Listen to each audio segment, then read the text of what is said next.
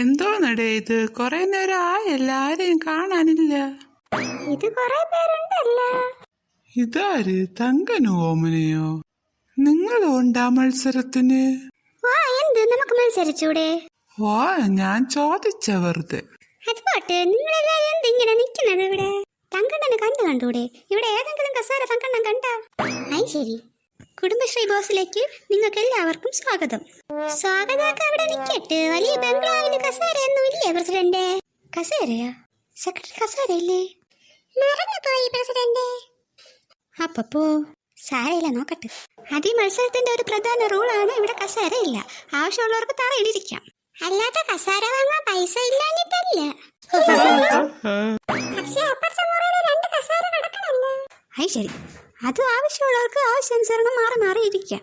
സമയത്തിനനുസരിച്ച് പ്രസിഡന്റ് കാര്യം മാറുന്നു. പക്ഷെ സമയം കളയാ ഓരോരോ ഉടായ്പ മത്സരങ്ങൾ. നീയാണ് എന്നെ വിളിച്ചോണ്ട് വന്നത്. ഞാൻ മിണ്ടണില്ലേ? ജയിച്ചാൽ ലക്ഷങ്ങൾ കിട്ടണുണ്ട്. ഞാൻ മിണ്ടാതിരിക്കാം. പിന്നെ ഇതില് ജയിച്ചാൽ ലക്ഷങ്ങൾ സമ്മാനം കിട്ടുമെന്ന് പറഞ്ഞു. ഇവിടെ ഓമന പറഞ്ഞു.